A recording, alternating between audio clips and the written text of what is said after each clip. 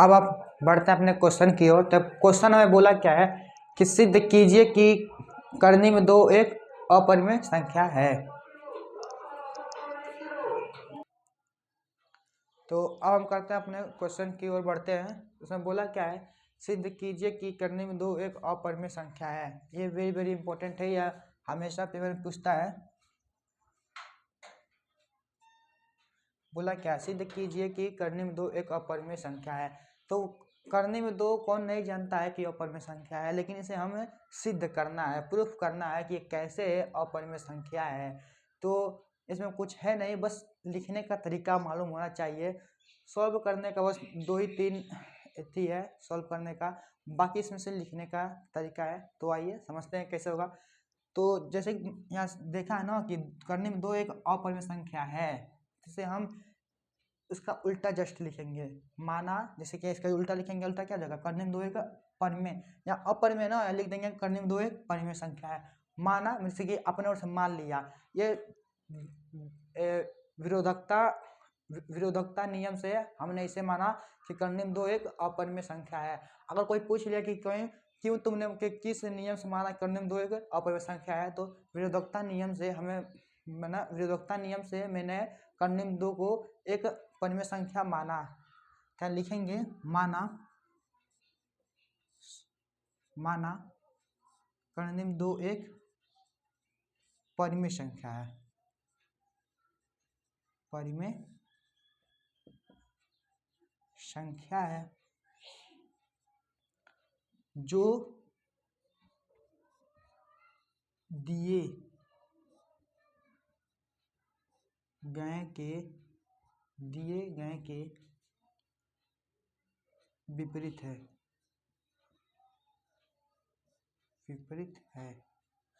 अब इतना मैं कैसे लिखा वो भी बता दे रहा हूँ। माना करने में दो एक परिमेय संख्या है, ये किस नियम से लिखा, विरोधकता नियम से। क्या करना, बस करने में दो एक परिमेय संख्या ना, तो हटा के यहाँ तक यहाँ से लिख देना कि करने में दो एक अपरिमेय संख्या है, इतना लिख दिया। जो दिए गए के विपरीत है, जैसे जो दिया है ना, अब क्या दिया है, करने में दो एक अपरिमेय है, और इसका उल्टा उल्टा होता है ना, तो इसका उल्टा मैंने लिख दिया। दिए गए विपरीत विपरीत होता उल्टा, तो इसका उल्टा मैंने ऐसे ही लिखा ना कि माना करने में दो एक परिमेय संख्या है। यहाँ पर अपने बोला है, उसका उल्टा यहाँ पर परिमेय संख्या बोल दिया है। अब परिमेय संख्या का तुरंत आप लोग को मालूम होगा कि जैसे पी बटा क्यू के रूप में लिखा जा सकता है। तो ये लिखेंगे करने में दो किसके बराबर है, परिमेय संख्या के। तो परिमेय संख्या क्या हो जाएगा, पी बटा क्यू, चाहे ए बटा बी, सी बटा डी, क बटा ख, आप लोग को जो मानना है वो मानो। तो करने में दो बराबर किसका हो जाएगा, पी बटा क्यू के, जहां पी व क्यू क्या है,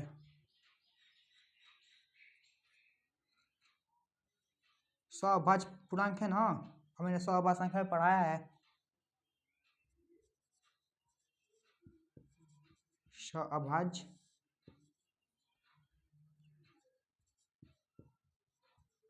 सहभाज्य पूर्णांक है, और Q क्या है, Q is not equal to 0, यानी Q 0 के बराबर नहीं होगा।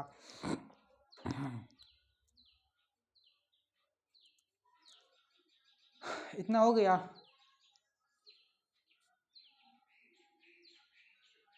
यानी मैंने क्या लिखा कि करने में दो है और परिमेय संख्या पी बटा क्यू में, अब पी बटा क्यू के यानी पी बटा क्यू क्या है, सहभाज्य संख्या मैंने अभी पढ़ाया था, जो पी बटा क्यू के रूप में लिखा जा सकता है इसके जस्ट।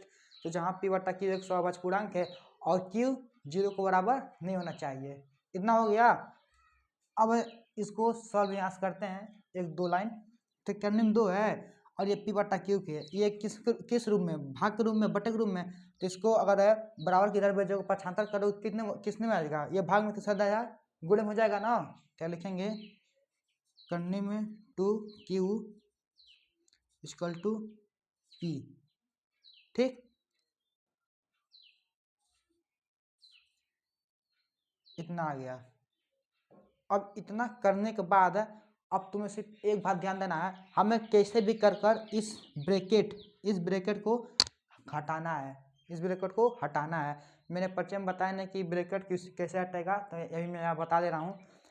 यहाँ पे लिखेंगे, फिर इतना हो गया ना, फिर लिखेंगे दोनों पक्षों में, एक दो पक्ष है ना, एक पक्ष इधर एक पक्ष इधर, लिखेंगे दोनों पक्षों में ब्रैकेट किससे कटता है, हटता है, वर्ग से, स्क्वायर से, यानी दोनों पक्षों में वर्ग करने पर, वर्ग करने पर, यानी दोनों पक्षों में वर्ग करेंगे तो जो रूट है वो क्या हो जाएगा, वो हमारा हट जाएगा। तो करते हैं इसे, तो 2q है, इसको स्क्वायर इस तरफ नहीं लिखाएंगे, अगर इस तरफ स्क्वायर लगाना तो स्क्वायर सिर्फ q के लिखे जगह, जब भी दो संख्या हो ना तो इसे क्या करेंगे, ब्रैकेट लगा स्क्वायर करना, ब्रैकेट लगाकर, फिर बराबर है p है, p का स्क्वायर तो सिंगल है, इसके ऊपर ऐसे भी लग जाएगा स्क्वायर, तो जब स्क्वायर आ गया ना, स्क्वायर से क्या हो जाएगा, ये स्क्वायर किसके लिए, इन सभी के लिए है। तो जो ब्रैकेट है, कभी भी ध्यान देना, जब स्क्वायर रहे और नीचे यहाँ पर करनी रहे तो स्क्वायर से रूट कैंसिल होता है, यानी स्क्वायर से करनी कट जाता है। तो इसके ये स्क्वायर से ये करनी कट गया, कितना बचा, 2 बचा।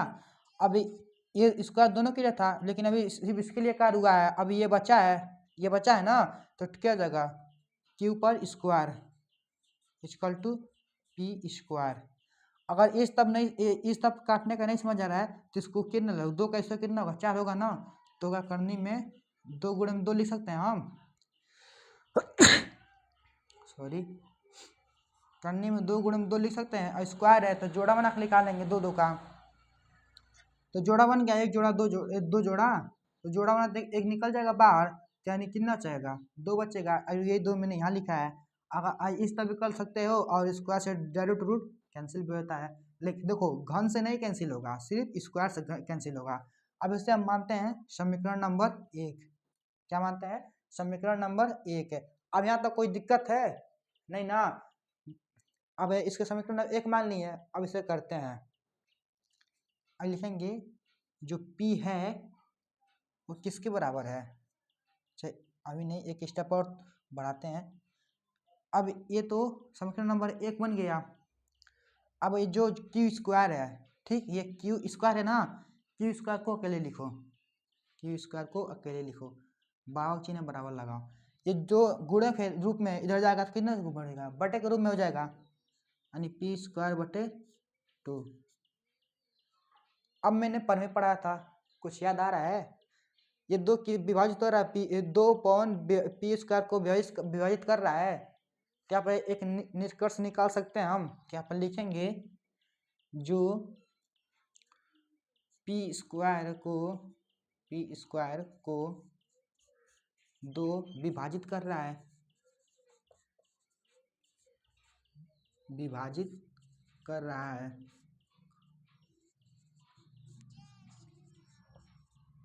है, जब पी स्क्वायर को विभाजित कर रहा है तो क्या 2 तो पी को विभाजित नहीं कर देगा, करेगा ना, क्योंकि पढ़ में जस्ट हम लोग को सीख का है, पढ़ में जस्ट पढ़ का है ना, तो लिखेंगे यानी पी को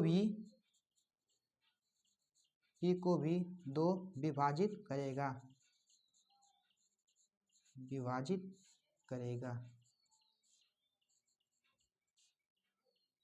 ठीक।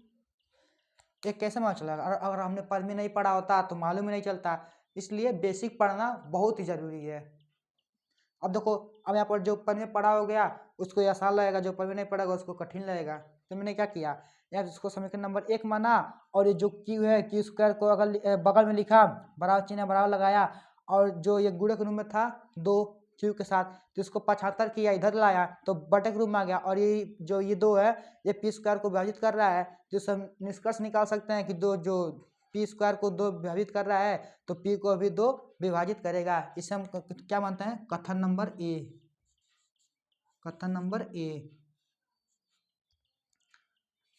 अब करते हैं इसके आगे, जैसे मेरा इसमें black board sorry white board छोटा है तो जगह नहीं बच रही है। अब यहाँ तक कर लिए ना, अब मानेंगे जो P है इसको मानेंगे किसके बराबर, P है, P से किसको भाग दिया, 2 से ना, तो क्या लिखेंगे P इक्वल टू 2m। अब तुम लोग को ये दिक्कत हो रहा, दिमाग मारा होगा कि सर ने m कहाँ से ला दिया, 2 तो समझ आया, P तो समझ में आया, लेकिन ये हम कहाँ से ला दिए हैं, ये कांस्टेंट पर क्या आया यम। तो बच्चों जो यम है ना वो क्या है मैं बता दूँ, यम एक धनात्मक पूर्णांक है। ठीक, क्या है, धनात्मक पूर्णांक है। तो जो p है इक्वल टू 2m, 2m है ना, जो 2m है इसको लिखने पे इसको डिस्कस कर लेते हैं। जो 2m है वो m क्या है, एक धनात्मक पूर्णांक है। तो यहाँ पर हम लिख दे रहे हैं, जहाँ चाहे उसे सुन लो मौखिक सुन लो, जो m है, m क्या है, एक धनात्मक पूर्णांक है। और धनात्मक पूर्णांक में क्या जाएगा, 1 आ जाएगा, 2 आ जाएगा, 3 आ जाएगा, 4 आ जाएगा, कहाँ तक आएगा, इन्फिनाइट तक आएगा। लेकिन हम उसमें से कोई भी मान रख सकते हैं, लेकिन कोई मान नहीं रखेंगे, सिर्फ एक लेंगे। अब एक क्यों लेंगे, अब तुम लोग को दिक्कत हो रहा कि सर क्यों एक लिए हैं, 2 भी ले सकते हैं, 3 भी ले सकते हैं, 4 भी ले सकते हैं, क्योंकि ये एक से अनंत, एक से इन्फिनाइट तक सभी तो धनात्मक पूर्णांक ही है ना आखिर में, बोलो है ना। तो ये क्या है, धनात्मक पूर्णांक है। लेकिन एक हम क्यों लेंगे, एक लेने से इसमें जब ये गुणक रूप में से गुणा कराएंगे जिसके मान में कोई परिवर्तन नहीं होगा। लेकिन अभी हम मान लो यहाँ पर p का हमने m का मान और मान लो 2 ले लिया, मान लो इसके पास 2 ले लिया, क्योंकि गुणक रूप में गुण लिखेगा तो क्या हो जाएगा, p बराबर 4 हो जाएगा। अब देखो यहाँ पर 2 था, यहाँ पर p का मान 4 आ गया है, इसके मान में परिवर्तन हो गया। लेकिन हमें ऐसा धनात्मक पूर्णांक लेना है कि इसके मान में कोई परिवर्तन ना हो। तो इसमें 2 है, अगर हम 1 लेंगे तो 2 एकम 2, यानी p का मान वही हो गया 2। आप समझे कि एक क्यों लिया गया है। इसको नीचे करते हैं। अब ये क्या है, इसको ले जाकर हमने भरते हैं समीकरण नंबर 1 में। तो समीकरण नंबर हमारा 1 कहाँ है, यहाँ पर है ना, क्यू स्क्वायर बराबर पी स्क्वायर बटा क्यू इति 2। तो लिखेंगे समीकरण 1 में, समीकरण 1 में रखने पर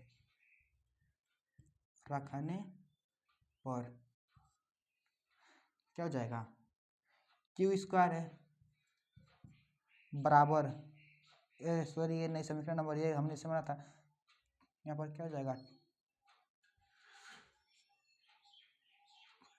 2q स्क्वायर बराबर p स्क्वायर। जो p स्क्वायर है, p की स्क्वायर मानिए 2m का स्क्वायर, तो लिखेंगे 2m का होल स्क्वायर। होल स्क्वायर लगा क्योंकि यहाँ पर p का पूरा स्क्वायर था और ये p का ही मान निकला है, तो इसका पूरा स्क्वायर नहीं करेंगे, करेंगे ना। तो इसको अब सॉल्व करते हैं, यहाँ से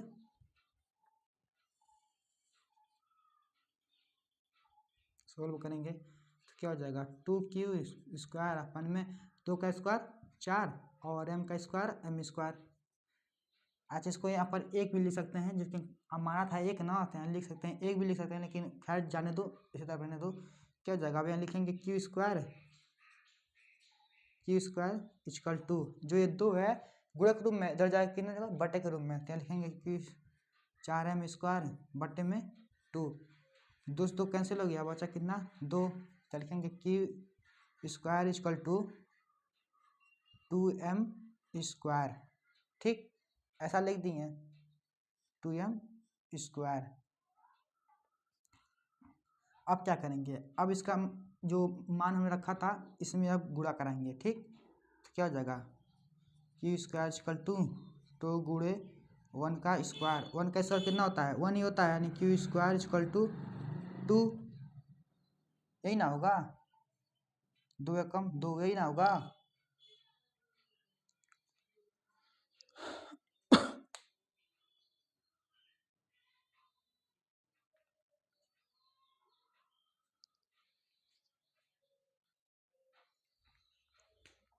क्या हो रहा है, ये कट जा रहा है, क्यू स्क्वायर से 2 से काटा 2 बार बना, तो क्यू स्क्वायर अपन बराबर 2m स्क्वायर।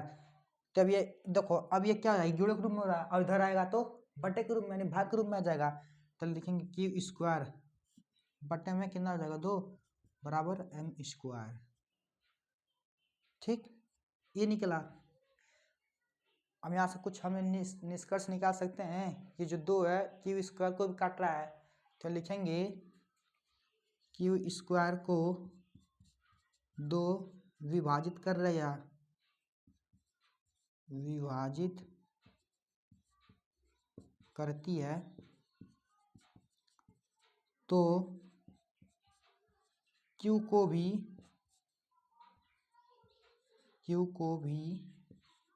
2 विभाजित करेगा विभाजित करेगा। अगर ये नहीं दिख रहा तो कोई बात नहीं, मेरे आवाज़ पर आप लोग ध्यान दें। तो क्या हो जाएगा, निष्कर्ष निकालना है कि क्यू स्क्वायर को 2 से विभाजित करती है तो क्यू को भी 2 विभाजित करेगी, क्योंकि यहाँ पर में पढ़ गया है। और अब मालूम है कि अगर जो संख्या स्क्वायर के रूप में है वो संख्या उसको भी कट जाएगी, अगर स्क्वायर हटा दें तब भी संख्या कट जाएगी। तो इसको हम मानते हैं कथन बी। अब कथन नंबर ए और कथन बी से हमें निष्कर्ष निकालना है। अब देखो क्या होगा। हमने सहभाज्य संख्या पढ़ा, सहभाज्य का HCF 1 होता है, मानी सहभाज्य जो कटती संख्या वो 1 से कटती है। लेकिन यहाँ देखो पी स्क्वायर किससे कट रहा है, 2 से कट रहा है, और पी भी 2 से कट रहा है। और पी क्या है, पी बटा क्यू क्या है, सहभाज्य है। सहभाज्य है तो इसको 1 से काटना चाहिए, 1 से काटना चाहिए ना, क्योंकि पी बटा क्यू सहभाज्य संख्या है।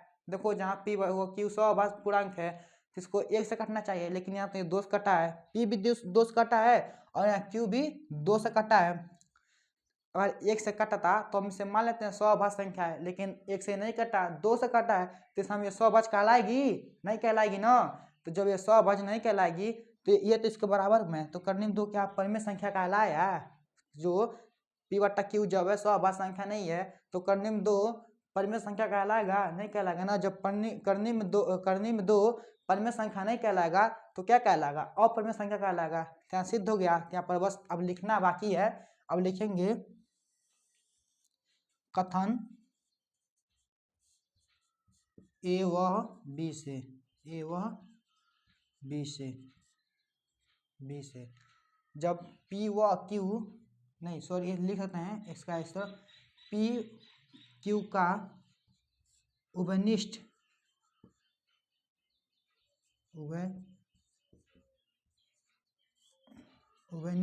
गुणनखंड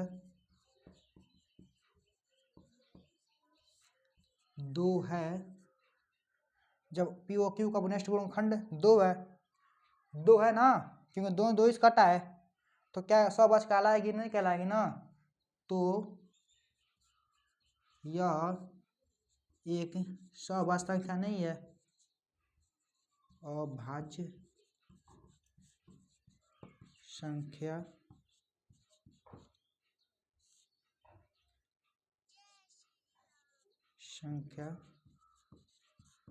नहीं है। जब ये सहभाज्य संख्या नहीं है तो ये भी परिमेय संख्या नहीं होगा, क्योंकि माने परिमेय संख्या। तो इसे यह निष्कर्ष मिलता है कि जब पी व क्यू उभयनिष्ठ गुणनखंड 2 है तो ये सहभाज्य संख्या नहीं है, सहभाज्य संख्या नहीं है। तो करने में 2 भी परिमेय संख्या नहीं होगा, परिमेय संख्या नहीं होगा, परिमेय संख्या नहीं होगा। फिर लिख सकते हैं हम, ऊपर साइड के लिख दे रहा हूँ, तब लिख सकते हैं। इससे निष्कर्ष निकलेगा जब करने में 2 परिमेय संख्या नहीं होगा तो साफ निकल रहा है, अतः करने में 2 एक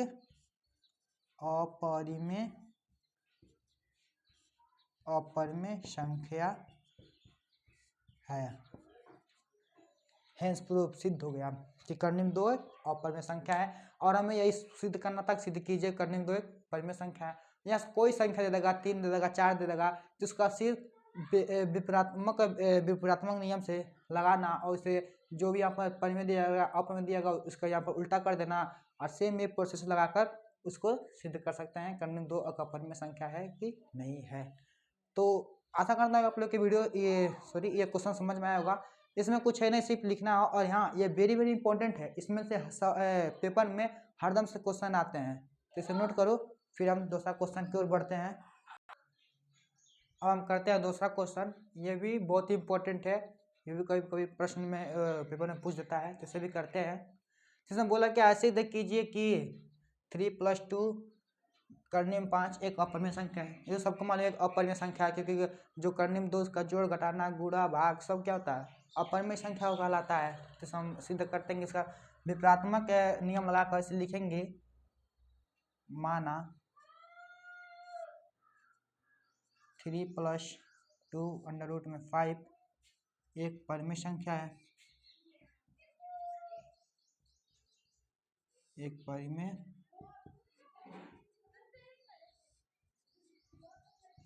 परिमेय संख्या है तो क्या हो जाएगा, जो थ्री है ना, इसको थ्री उसको उधर ले जाना, जो टू है लिखेंगे 2√5 इक्वल टू पी बटा क्यू। अब जो ये थ्री है ना, इसके तरह क्या हो जाएगा, माइनस में हो जाएगा ना।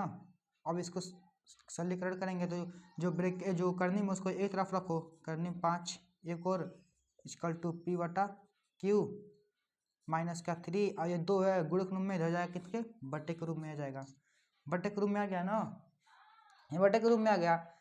अब देखो ये क्या पी बटा क्यू परिमेय संख्या है, और परिमेय संख्या का माइनस प्लस जोड़ घटाना गुणा भाग क्या होता है, एक परिमेय संख्या होता है। लेकिन कर्णिम दो हम एक अपरिमेय संख्या, और कभी भी अपरिमेय संख्या परिमेय संख्या के बराबर हो सकती है नहीं। कभी भी दो दुश्मन एक साथ खाना बैठे खा सकते हैं, कभी नहीं खा सकते हैं ना।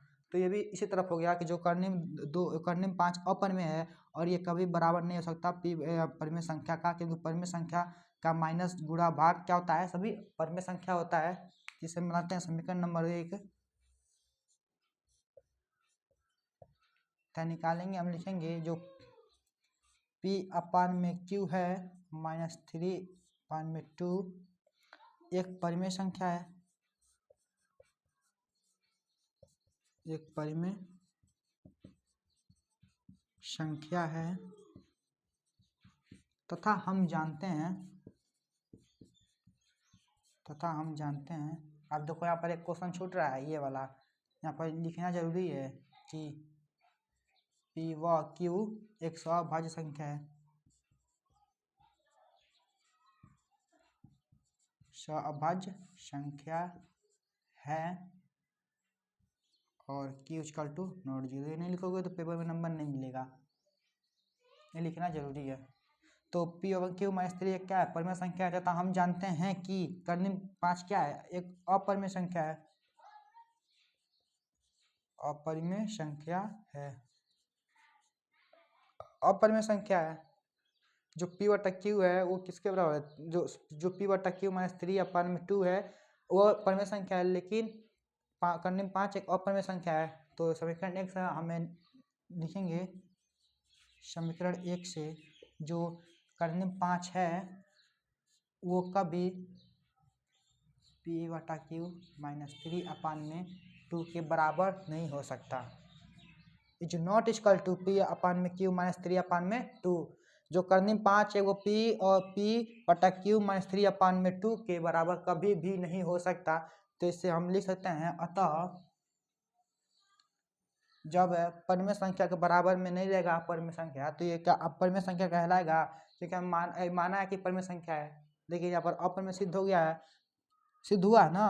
क्या लिखेंगे, अतः अगर एक लाइन बड़ा चाक लिखना चाहते हो तो लिख लेना कि हमारी मानी हुई कल्पना जो कि गलत थी, तो इसके निकट से निकलता है कि अतः जो कर्णिम 5 है, जब पूरा क्वेश्चन लिखो, 3 + 2 कर्णिम 5 एक अपरिमेय संख्या है,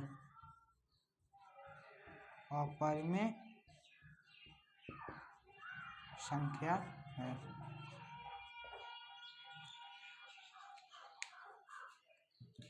तो होगा सॉरी यहाँ पर दूसरा क्वेश्चन था लेकिन हमने लिखा नहीं, ये दूसरा क्वेश्चन है।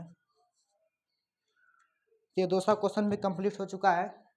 तो आज के वीडियो में केवल इतना ही, और ये सिर्फ 1.2 का पूरे 3 क्वेश्चन है, लेकिन हमने इसमें इस वीडियो में सिर्फ 2 क्वेश्चन लगवाए, और तीसरे क्वेश्चन में पूरे 3 भाग है। तो वो वाला क्वेश्चन करते हैं अगले नेक्स्ट वीडियो में, क्योंकि अगर इसमें करेंगे तो वीडियो ज़्यादा लंबा हो जाएगा। और आप सभी प्यारे बच्चों को और उनके पेरेंट्स को होली की हार्दिक शुभकामनाएं, happy Holi all to family. धन्यवाद, जय श्री राम, राधे राधे। मन लगा कर पढ़िए आप लोग, बस इतने ही है।